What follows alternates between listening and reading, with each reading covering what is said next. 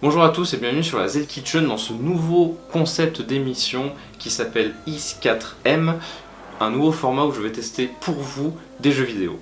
Dans une courte vidéo, je vais vous parler de la manière la plus objective possible d'une nouvelle sortie vidéoludique avant de vous donner mon avis, mais surtout s'il vaut le coup d'être acheté ou non. Évidemment aucun spoiler ne sera présent, les extraits que vous allez voir ne viennent que de la première heure de jeu et les moments liés à l'intrigue vont être coupés. Dans cette première émission, je m'attaque pour vous à la première grosse sortie de l'année qui marque le renouveau du survival horror, Resident Evil 7.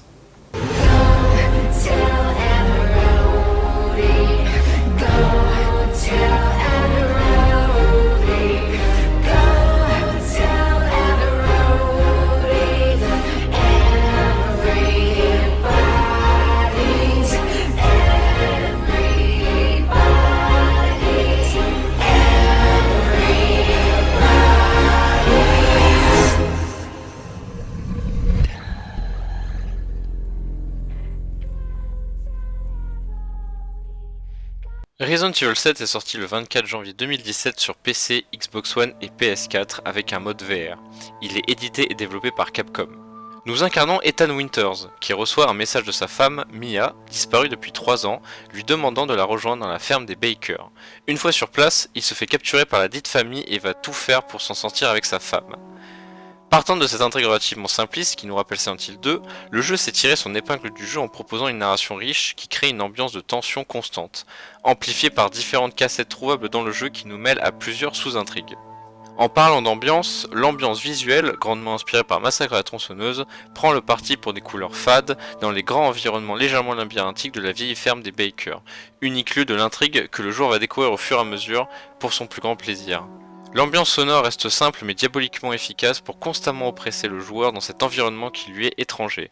Le sound design arrive à garder le joueur constamment sous pression, comme si ses moindres faits et gestes étaient suivis.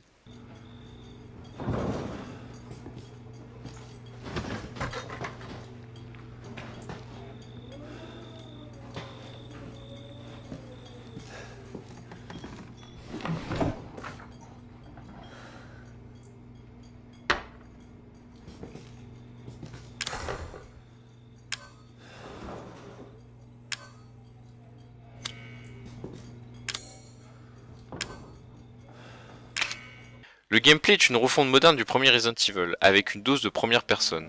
Comme dit précédemment, le joueur est bloqué dans ce unique lieu qui est la ferme des Baker, où les munitions et les soins se font rares.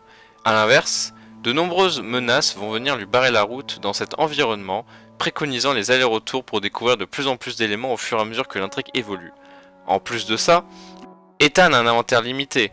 Gérer son inventaire fait partie des clés du jeu dans les différentes safe rooms qui proposent un coffre où ranger ses objets moins utiles pour l'avancement du joueur. Si vous jouez en dessous du mode de difficulté Madhouse, ou Survie en français, un mode où les items se font plus rares, les ennemis bien plus puissants et des sauvegardes limitées avec des cassettes à récupérer, vous risquez de trouver le jeu un poil trop facile, notamment à cause des boss fights peu inspirés qui demandent peu d'efforts pour être vaincus. Le jeu tourne sous le RE Engine, moteur créé spécialement par Capcom pour le jeu, offrant des textures très détaillées et des personnages très réels qui contribuent d'autant plus à l'immersion proposée par Resident Evil 7 avec de très jolis jeux d'ombre et de lumière. Concernant l'optimisation PC, elle est plus que correcte et vous n'aurez pas beaucoup de mal à faire fonctionner le jeu sur des machines un peu plus faibles comme des PC portables par exemple. Concernant la durée de vie, le jeu vous demandera une dizaine d'heures en compagnie des Baker pour être terminé. Pour une cinquantaine d'euros, c'est relativement acceptable au vu de la qualité du titre. Surtout avec les DLC de prévu, payants malheureusement, et de la difficulté Madhouse pour une deuxième session. En conclusion, Resident Evil 7 marque le renouveau du survival horror en repiochant des éléments qui ont fait le succès de la licence et en les modernisant. Tout ça dans une vue à la première personne pour une plus grande immersion dans cette expérience horrifique qui pousse le joueur à lutter pour sa survie.